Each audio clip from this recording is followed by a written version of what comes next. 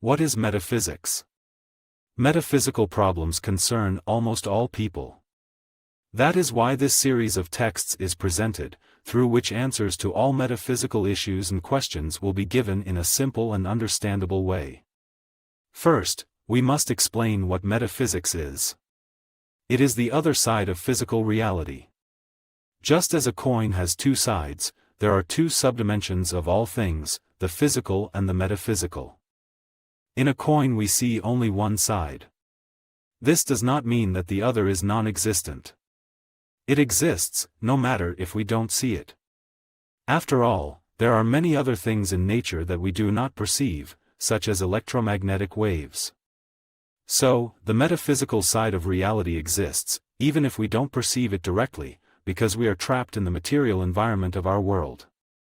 Electromagnetic waves can be felt through special devices, radio, television, etc.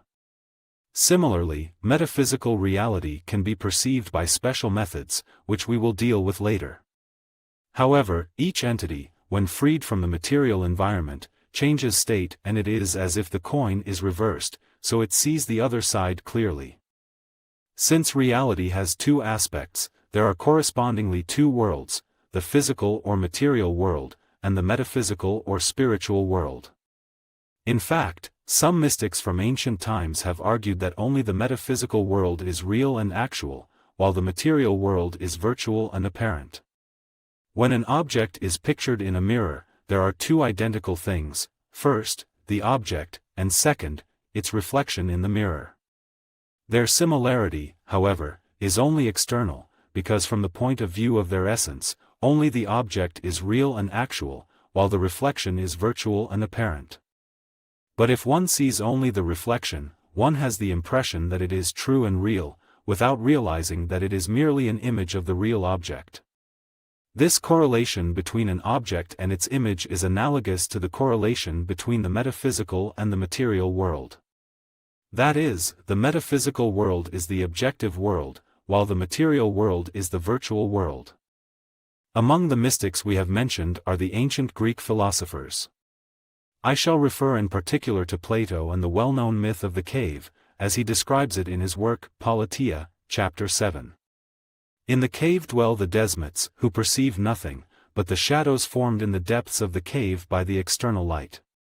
Thus, they think that these shadows are the only reality, without knowing that the real world is incomparably more different from the dark space where they are. The cave is the material world, and the prisoners in it are all human beings.